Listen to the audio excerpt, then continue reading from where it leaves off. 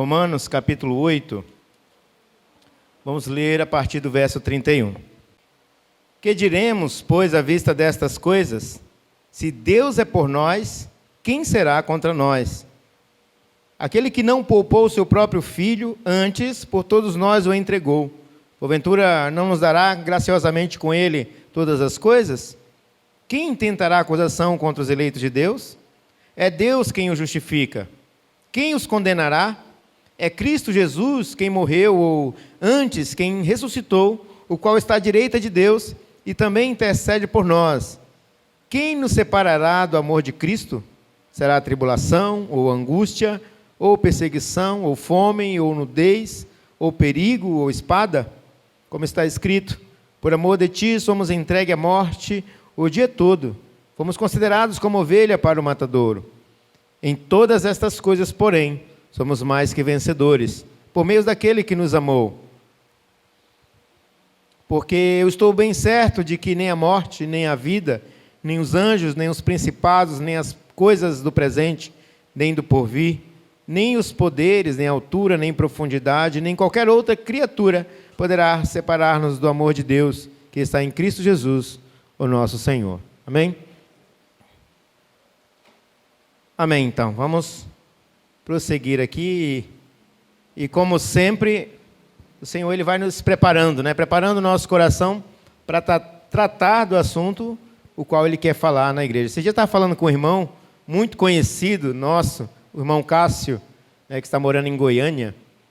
E aí outro dia, eu acho que bateu um saudosismo nele, eu falei para o pastor Cleilson, ele ligou e nós ficamos até 2 da manhã conversando. E aí ele começa a mostrar fotos antigas, o pastor Cleilson, quando ele era diácono ainda,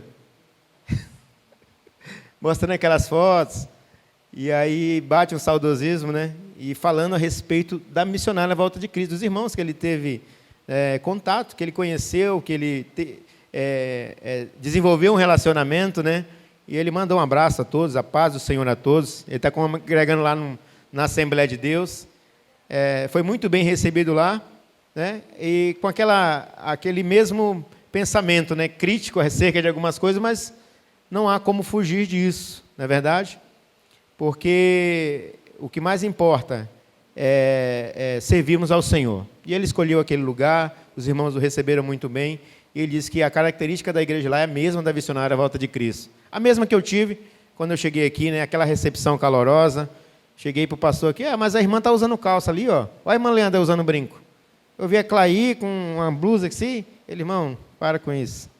Depois a gente conversa sobre isso. Falei, depois eu vou perguntar. E já fazem quantos anos? 11 anos, e ele nunca me respondeu isso. Mas também nunca mais voltei a perguntar. Porém, o que suplantou tudo isso foi a recepção calorosa dos irmãos. É o amor de Deus. É o amor de Deus. E isso é o tema da nossa mensagem de hoje, as provas e a certeza do amor de Deus. Amém? Esse é o tema da nossa mensagem. E eu não fui muito longe para poder dar esse tema mensagem. Eu estava lendo o texto aqui, e em cima, onde não é o texto inspirado, né, eles sempre dão nome ao texto, e está bem aqui. Quem tem a Genebra aí revisada e ampliada, capítulo 8, verso 31, o tema está bem ali em cima, as provas e a certeza do amor de Deus. Eu falei, então não há como fugir muito disso. E é exatamente disso que nós vamos tratar. E nesses tempos, principalmente, ouvimos muito falar acerca do amor de Deus. Amém?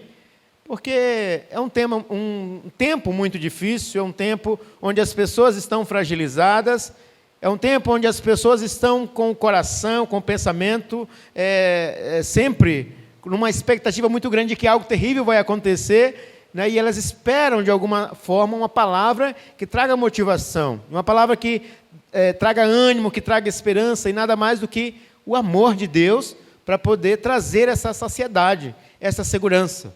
Não é verdade? Porém, qual é o nosso conhecimento, a definição que nós temos acerca do amor de Deus? O que nós sabemos a respeito desse amor, para que com toda a fidelidade possamos transmitir isso para as pessoas, para que ela não seja simplesmente um acalanto, mas que ela também seja uma palavra que, além de esperança e motivação, ela também traga certeza de salvação, porque esse é o propósito da palavra de Deus. Não é verdade? Uma palavra de motivação e de segurança nós podemos transmitir a qualquer pessoa, mas uma palavra que vá além disso, somente a palavra de Deus. Então ouvimos muitas interpretações, né, todos tipos de definição, quando o homem tenta, na sua compreensão, e muitas das vezes alheia à Bíblia, descrever esse amor. Há quem diga que o amor de Deus, ele não está nem aí, ele não enxerga os erros das pessoas. Ou melhor dizendo, ele não olha as nossas ações. E na tentativa de justificar isso, as pessoas dizem, não, é porque o indivíduo, muitas das vezes, ele é tomado por impulso, muitas das vezes ele está num estado de inocência, então ele comete erros. E Deus não olha para essas coisas. Deus olha para o coração. Quem é que nunca já ouviu isso, né? Não, o que importa para Deus é o coração. Bom, queridos, se esse é o conceito que nós temos de Deus, baseado no nosso coração, então nós criamos um Deus que atende os nossos desejos. E provavelmente esse Deus que foi criado, ele é um Deus enganoso, porque ele foi criado segundo o seu coração. E enganoso é o coração do homem, diz a palavra de Deus. É um Deus que pode te enganar, porque é um Deus que está condicionado a questões emotivas, é um Deus que barganha, não é verdade? É um Deus que, se eu fizer isso, então ele vai amenizar esse lado. É um Deus que, quando nós estamos num período de consciência pesada, né? Aí nós vou visitar uma igreja com aquela expectativa de aliviar a carga, de aliviar o peso, de amenizar a consciência, e aí então nós voltamos satisfeitos com a certeza de uma missão cumprida, dizendo, agora eu estou de bem com Deus. Bom, se for esse Deus que nós estamos falando e transmitindo, e é esse Deus o qual nós o idolatramos, então é um Deus errado. É um Deus que, na verdade, ele nem sabe o que é amor. Porque o amor de Deus é um amor santo, é um amor justo, é um amor que disciplina, é um amor que requer santidade. Esse é o amor de Deus. Amém? Então a gente ouve essas narrativas que falam a respeito do amor todo florido de Deus, de uma forma poética, porém de uma maneira muito transitória, porque tudo isso que é apresentado desse amor, ele passa. E daqui a pouco então vem as frustrações e vem as decepções. Não é verdade? Alguns até mesmo comparam o amor de Deus, por exemplo, como o amor do homem, como o amor de pai para filho, muitas das vezes como o amor de marido para mulher, e assim por diante, né? Quantas das vezes já ouvimos isso de púlpito? Quantos pregadores usam essa estratégia para falar do amor de Deus e dizem, mas Deus não vai olhar isso dessa forma para você, porque eu, por exemplo, não sou assim com meu filho. Eu, por exemplo, eu converso com meu filho, eu não chego e disciplino ele. Assim é Deus com você. As pessoas, que bom. Então quer dizer que Deus não vai me disciplinar. Porque na maioria das vezes o pensamento que as pessoas têm a respeito de disciplina é punição, é castigo. E com Deus não é assim. Deus, ele disciplina para que os seus filhos cresçam, sejam maduros e aperfeiçoem o caráter e que seu caráter se alinhe com o padrão do seu filho primogênito, unigênito, que é Cristo Jesus. Olha só que interessante, não é verdade? E as pessoas ficam comparando o amor de Deus com o amor do homem. E não é assim. Aí as pessoas estão olhando para mim agora, os irmãos dizendo, então quer dizer que você sabe como é que é o amor de Deus. Então você vai explicar para nós agora. Queridos, bom, eu tive a minha experiência, assim como muitos de nós aqui tiveram as suas. E a experiência, ela é pessoal.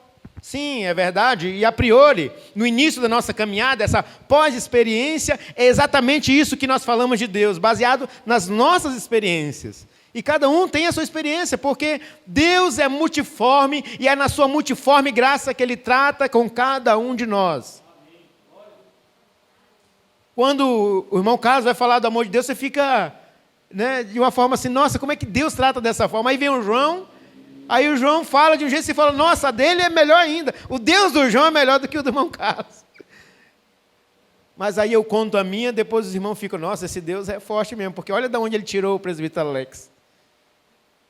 E assim nós vamos tentando traçar uma característica, tentar descrever Deus baseado em experiências pessoais. Mas não, queridos, não é assim. Cada um de nós tivemos as nossas experiências, porque Deus é multiforme.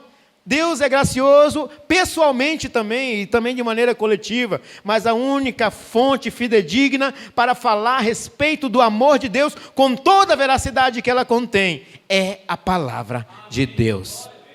Então você quer falar do amor de Deus? Rapaz, nós temos que treinar mais amém, né? Lá está do mesmo jeito. Temos que treinar um pouco mais o amém. Se você quer falar do amor de Deus, então nós vamos recorrer à palavra de Deus.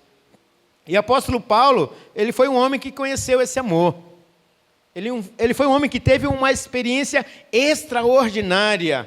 E as pessoas dizem assim, mas ele tinha um livre-arbítrio.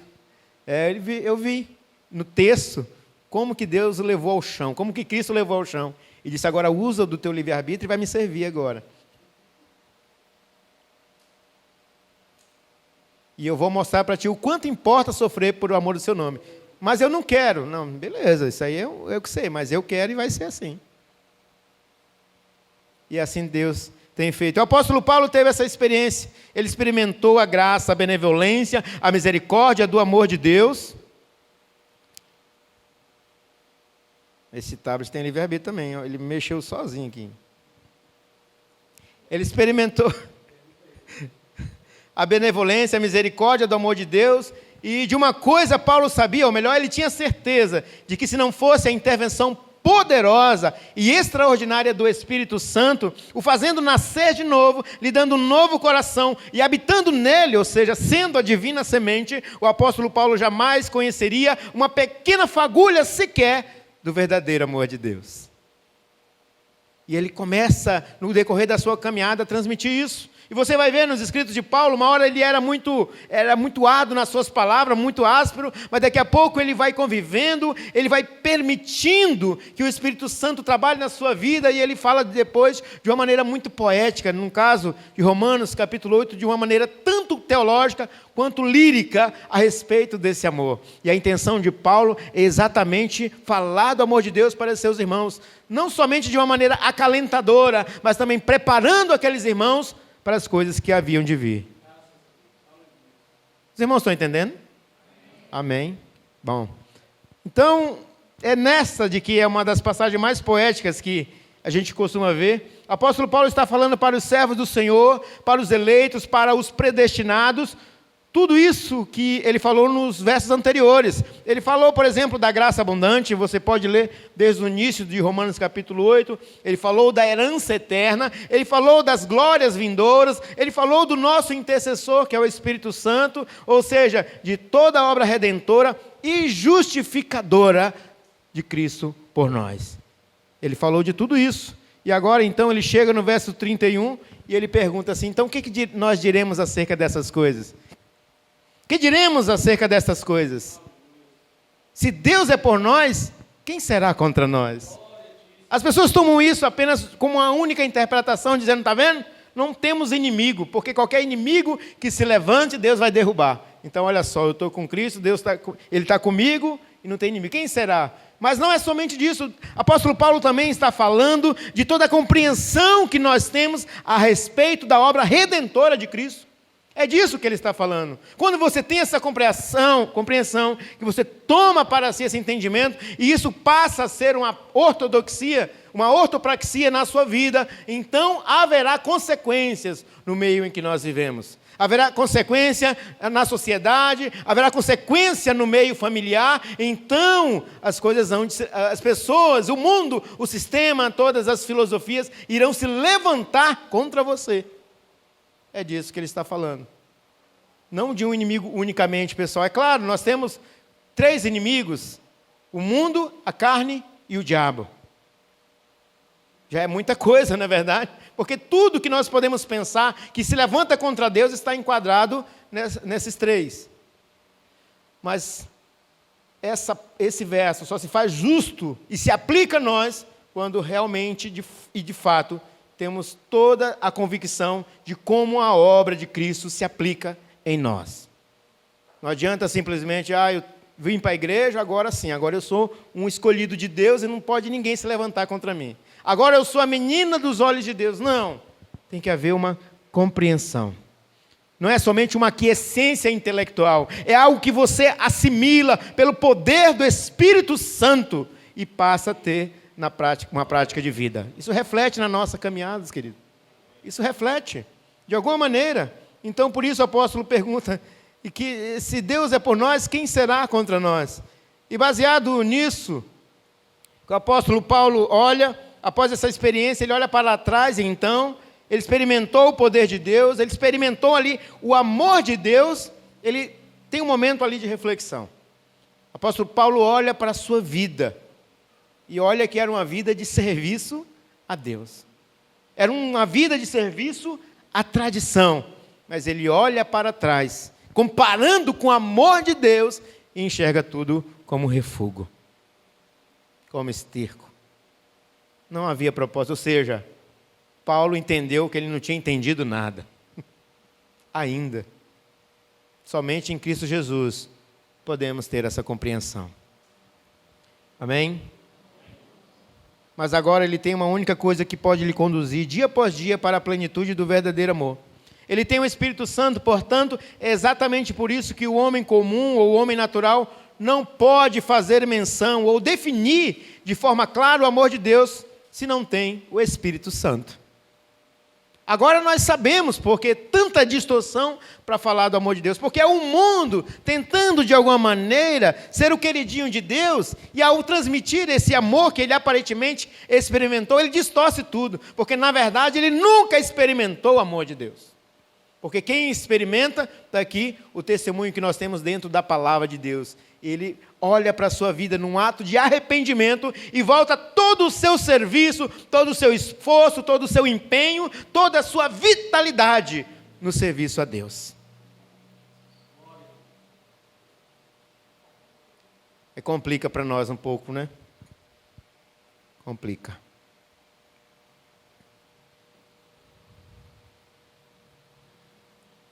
Nessa que é uma das passagens mais belas que tem, porque ele faz um apanhado teológico muito grande aqui. Paulo está falando para os servos do Senhor, para os eleitos, para os predestinados. E é por isso que ele fala com tanta convicção. E você talvez me pergunte assim, e eu posso confiar nesse Deus então? Ora, se for aquele Deus que nós mencionamos no início, esse Deus que nós muitas das vezes criamos, né, que atende o nosso desejo e as nossas expectativas, não as nossas necessidades, nesse não, porque é um Deus criado segundo o seu coração. Mas se for o Deus que a palavra de Deus está nos apresentando aqui, eu te convido a ler o verso seguinte, porque ele diz o seguinte aqui, ó: aquele que não poupou o seu próprio filho, antes por todos nós o entregou, porventura não nos dará graciosamente com ele todas as coisas? Pergunta, esse Deus que nós muitas das vezes criamos no nosso coração, criamos o nosso momento de fragilidade, momento de sentimentalismo, esse Deus, em algum momento, ele fez isso por você? Ou ele só vem à tona no nosso pensamento nesses momentos de fraqueza? Não, a Bíblia diz, por exemplo, em Romanos capítulo 5, verso 6, que isso não é de agora, isso é algo que já estava no coração de Deus, porque ele diz no verso 6 do capítulo 5, porque Cristo, quando nós ainda éramos fracos, morreu ao seu tempo pelos ímpios. Dificilmente alguém morreria por um justo, pois poderá ser que pelo bom alguém se anime a morrer, mas Deus prova o seu amor para conosco, pelo fato de ter Cristo morrido por nós, sendo nós ainda pecadores. Observe que Deus não esperou um momento para que você se fragilizasse, se sentindo enfraquecido, abandonado, e recorresse a Ele para que Ele desse algo em troca. Deus não fez isso, até porque nós sabemos que o homem não quer Deus, o homem não procura Deus, nem mesmo no seu pior momento, no seu pior estado. O homem longe de Deus, ele se afunda dia após dia no pecado, na corrupção, e é lá que ele morre, na sarjeta do pecado. Mas Deus, sabendo disso, Ele se compadeceu. Então é Ele quem vem em nosso favor. É Ele quem coloca o seu coração na nossa miséria. É Ele quem restaura a nossa vida e põe dentro de cada um de nós o seu Espírito Santo. Foi Ele quem fez isso. Foi Ele quem fez. E é isso que o apóstolo Paulo está falando aqui agora. Não poupou o seu próprio filho antes, por todos nós o entregou. E a pergunta é: porventura não nos dará graciosamente com ele todas as coisas? Um Deus sem intenção, sem esperar algo em troca, Ele vem em nosso favor, derrama sobre nós a sua graça, nos faz nascer de novo para Ele, para uma viva esperança, e ainda nos promete tudo aquilo que é herança do seu Filho. Que maravilha! Agora, as palavras que Paulo usa com referência a Deus são as mesmas que Deus usa com respeito a Abraão, quando Abraão provou sua total lealdade a Deus, ao estar disposto a sacrificar o seu próprio filho Isaque pelo mandamento de Deus. Disse a Abraão, Deus dizendo a Abraão, não me negaste o teu único filho. Gênesis capítulo 22, verso 16, nós conhecemos a história. Aquilo provavelmente foi um ato de lealdade de Abraão para com Deus, mas é para mostrar o que Deus faria por nós. O que também é um ato de lealdade. A pergunta é, você confiaria nesse Deus? Amém? Paulo parece dizer, olha, pense no maior exemplo do mundo de lealdade do homem a Deus. A lealdade de Deus a ti semelhante a essa. Exatamente como Abraão foi tão leal a Deus que esteve disposto a sacrificar a sua possessão mais querida por causa de Deus, assim Deus é tão leal aos homens que está disposto a sacrificar o seu próprio filho por eles. Certamente podemos confiar em uma lealdade como essa à custa de qualquer coisa. E nesse tempo, querido, é que nós devemos valorizar isso. Devemos aprender a exercitar a confiança. Queridos, quantas e quantas vezes nesse decorrer de tempo, desde o início da pandemia, por exemplo, encontrei muitos irmãos aí que estavam firmes na presença de Deus, estávamos fervorosos, mas de repente se viram acometidos pela situação, pelos males deste mundo, e aí se encontra em um momento de desespero, de total desespero, que vê a sua, a sua liberdade sendo de certa forma privado, e ele não consegue nem mesmo exercer o artigo 5º da Constituição, é o direito de ir e vir.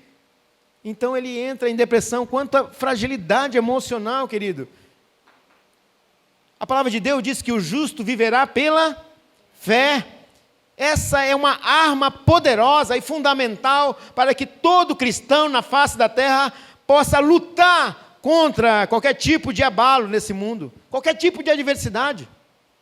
Enquanto o homem natural está desmoronando no seu emocional, no seu psicológico, a nós cabe o exercício da fé. Fé no amor de Deus.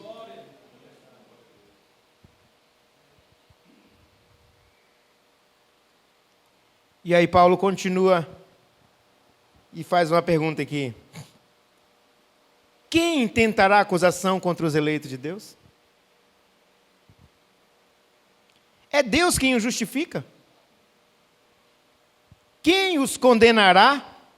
É Cristo Jesus que morreu, ou antes, que ressuscitou, o qual está à direita de Deus, e também intercede por nós.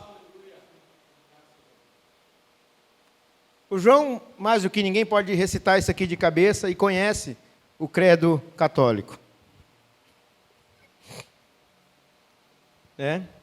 Ele pode, depois os irmãos quiserem ouvir ele recitando, os irmãos podem falar pessoalmente com ele.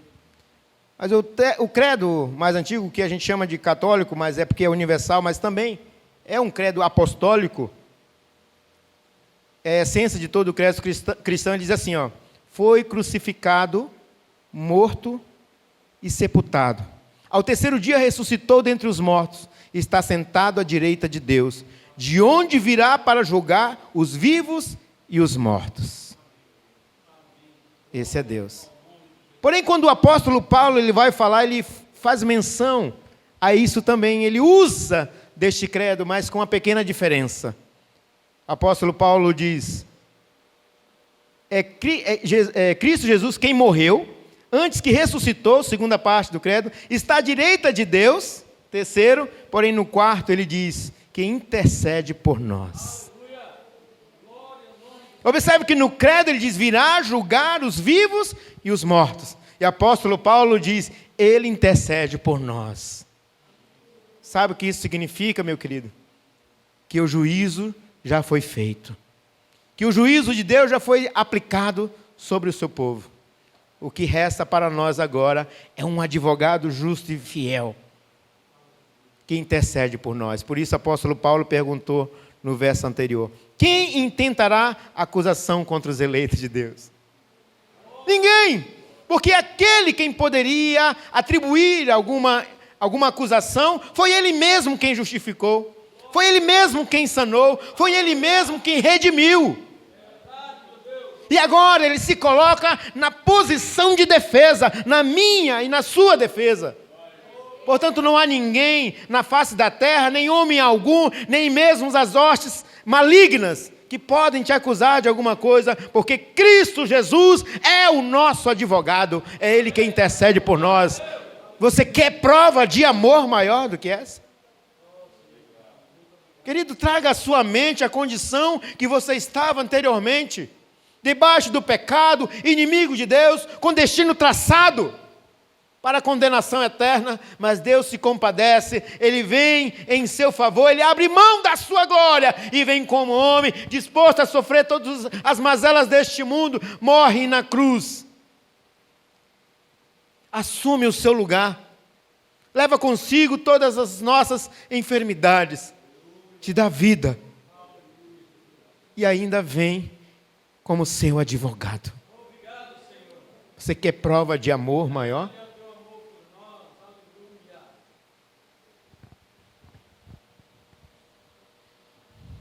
É como se o apóstolo Paulo dissesse, vocês imaginam a Jesus como juiz, que está ali para condenar.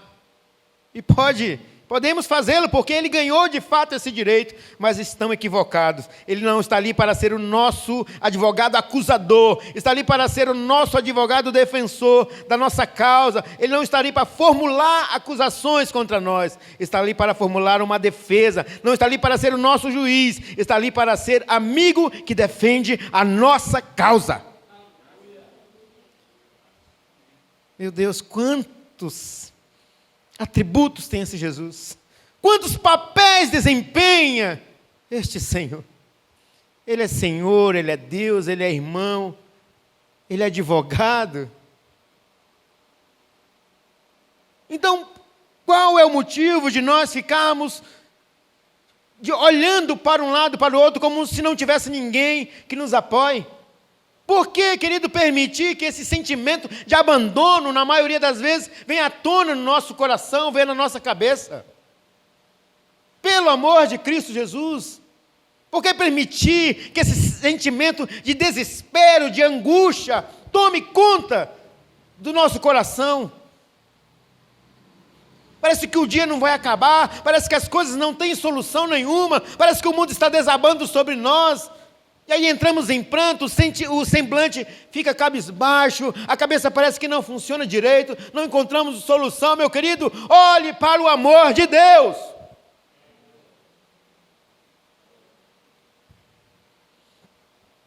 E assim o apóstolo Paulo continua a sua narração inspirada e poética, perguntando quem intentará acusação contra os escolhidos de Deus. É Deus quem justifica. Portanto, não existe autojustificativa, não existe condenação. Ele é o nosso intercessor, Ele é nosso advogado, Ele é o Deus da nossa salvação. Você pode glorificar a Deus por isso? Amém. Glórias a Deus. Então, logo em seguida, o apóstolo Paulo fala de coisas terríveis, às quais possivelmente estamos sujeitos nessa vida. Ele diz assim, quem nos separará do amor de Deus? Observe que o apóstolo Paulo está considerando que nós já assimilamos todo o plano redentor de Cristo em favor. Apóstolo Paulo entende que nós já compreendemos a profundidade do amor de Cristo. Apóstolo Paulo entende que nós já trouxemos à nossa mente esse amor abundante, que suplanta todo o tipo de medo e pavor que deveria estar no nosso coração. Ele entendendo isso, agora eu vou te fazer uma pergunta. Ele diz, quem nos separará no amor de... Gente, irmão, eu estou sem óculos, tá? Eu esqueci na casa da cliente e ela viajou. Quem nos separará do amor de Cristo? Aí ele pergunta, será a tribulação? Quando eu falo de tribulação, querido, é das coisas deste mundo. Daquilo que nós estamos passando, não estou falando de pessoa, não tem pessoa que é tribulada mesmo, né? Pessoa que ela é atribulada. Aí diz que está passando por a tribulação. Misericórdia. Ele está falando das coisas deste mundo. Daquilo que estamos sujeitos, que estamos passíveis, de que pode nos acometer, como por exemplo a pandemia, né, que afeta a economia, que afeta os lares, e traz conflito para dentro dos lares, e é esse tipo de tribulação. O apóstolo Paulo está perguntando, isso aqui pode te separar do amor de Cristo?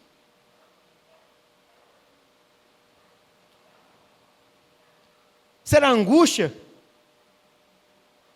Provavelmente o apóstolo Paulo está fazendo menção a algo, como é que fala de espírito? Imaterial, metafísico, né?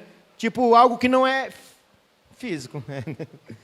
Tipo angústia, é sentimento, aquilo que traz a nossa mente, né? Psicológico. Porque nós sabemos que o mal deste século são as doenças psicossomáticas, né? Aquilo que vai... que nós ficamos pensando e trazendo, por isso que muitas das vezes os grupos, né, que tratam como confissão positiva, eles têm ganhado muitos seguidores, porque ele não fala que vai dar certo, fala que vai dar certo, nega isso que está acontecendo na sua vida, e de alguma forma traz efeito, porque realmente, querido, tudo aquilo que nós pensamos, e nós submetemos, e deixamos aquilo flagele a nosso pensamento, de alguma forma ele será externado no nosso corpo. Aí umas pessoas com semblante tudo abatido, caído, né? É a angústia que vai fazer isso, que vai te separar do amor de Cristo? Será a perseguição? E observe que o apóstolo Paulo está falando naquele tempo, querido, de lá para cá, quantas perseguições houveram contra a igreja do Senhor. Olha o Holocausto, por exemplo, terríveis perseguições, e hoje nós sabemos que a perseguição ainda é mínima, é um sistema, é o governo, enfim, mas ainda isso é capaz, é possível que isso te afaste do amor de Deus? Ele fala, seria a fome? Para qualquer um de nós aqui seria impossível. Meu irmão, quem é que tem passado fome na igreja missionária Voz de Cristo? Nem para aqueles o qual estão enviando oferta de missões em Moçambique, que já passaram situações piores, estão lá louvando a Deus, e o culto deles, eles dão muito mais glória do que nós aqui. Então a fome não pode ser. E quantos outros não têm nada para comer, e mesmo assim amanhece o dia e glorificam a Deus, sabendo que a única coisa que pode trazer sustentação para a sua vida é a presença de Deus. Então a fome não pode ser, ou seria nudez? Mas também não. Todo mundo tem o que vestir, tem roupa lá que tem anos que não usa. Mas tem pessoas que morrem de frio. E mesmo assim glorificam a Deus. Ou seria a espada? Quem é que está morrendo aqui por amor a Cristo? Parece que a palavra de Deus nos encurralou nesse momento. Porque pela palavra de Deus não temos motivos nenhum para nos afastarmos de Deus. Não temos. Mas o apóstolo Paulo ainda diz, por amor de ti somos entregues à morte o dia todo e fomos consideradas como ovelho para o matadouro. O que o apóstolo está fazendo aqui é menção ao Salmo 44? 44, verso 26. Está fazendo a menção a um salmo, considerando que na pior das hipóteses, o mundo irá nos perseguir, irá nos flagelar, mas mesmo assim ainda não há possibilidade, porque foi exatamente para isso que fomos enviados. Foi para ser o arauto neste mundo, para levar a palavra de Deus, e ainda que o mundo nos persiga, nos flagele, nos maltrate, nós fomos enviados para isso. Foi como ovelha muda para o matadouro de fato. Então, ainda não podemos nos separar do amor de Deus. Então ele diz, em todas estas coisas, porém, somos mais que vencedores por meio daquele que nos amou.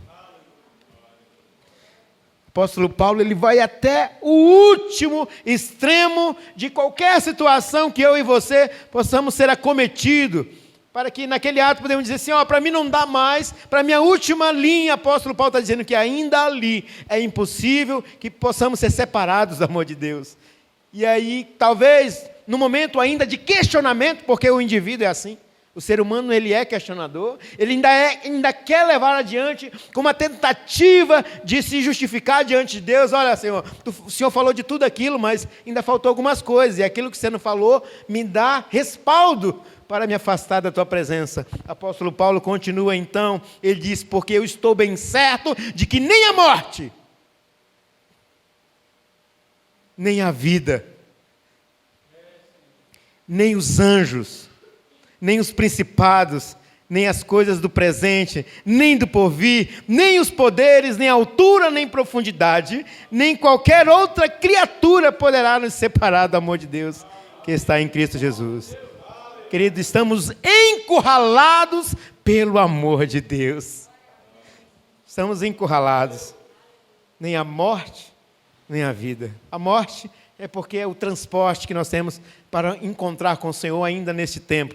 Se é que Ele não voltará conosco ainda em vida, porque assim seremos somente glorificados. Mas se morrermos, estaremos com Ele. Um dia eu estava fazendo um serviço num salão de uma cliente, e ela estou com esse imóvel aqui, tem que cortar aqui, mudar para cá. Era um negócio meio complicado de fazer. Ela perguntou, será que tem jeito isso aqui? E eu falei assim, meio que lançando uma palavra, falei, se tem jeito para a morte, por que não tem para isso aqui? E continuei, né? Eu percebi que ela ficou num silêncio. Eu acho que ela ficou assim, ó. E ela rodeou, e quando eu estava saindo, ela, hein? Tem jeito para a morte? Aí eu falei, tem. Ela, como? Eu falei, Jesus falou, aquele que crê em mim, ainda que morra, viverá.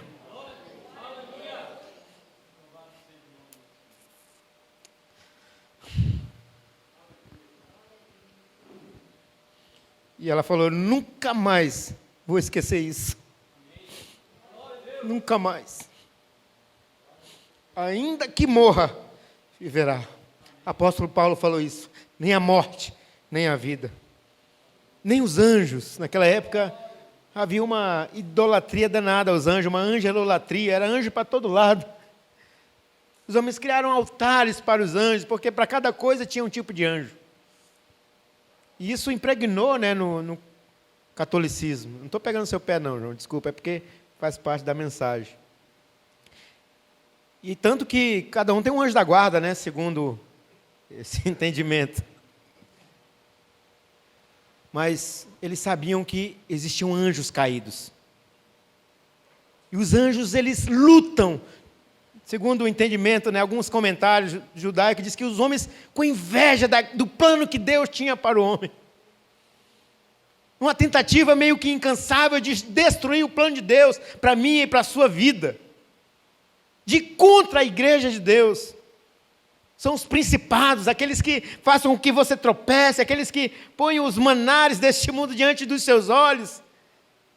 Apóstolo Paulo, que nem esses podem te separar do amor de Cristo. É por isso que ele diz, nem os anjos, é por isso que ele diz.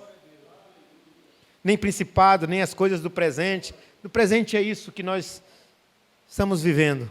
Os males deste mundo. Do porvir, é claro, um dia tudo isso se destruirá.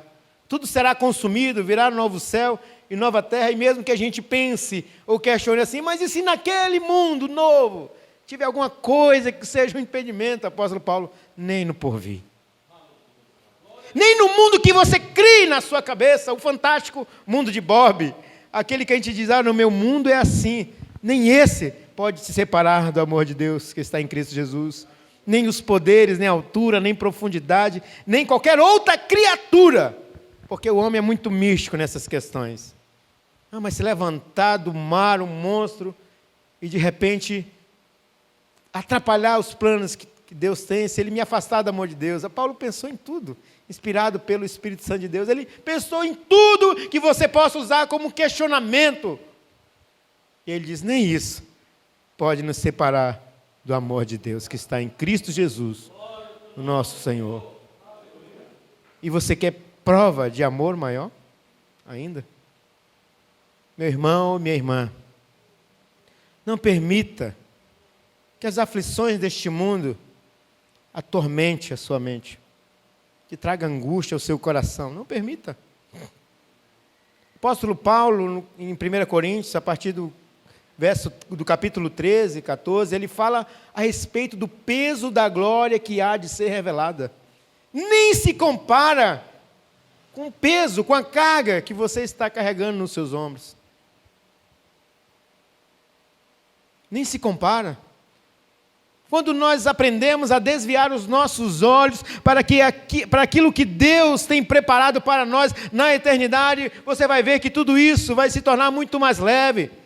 O Espírito Santo vai trazer luz às tuas decisões, aos teus pensamentos. Você vai colocar a tua cabeça no travesseiro e vai dormir descansado, sabendo que o Deus dos exércitos está trabalhando em seu favor.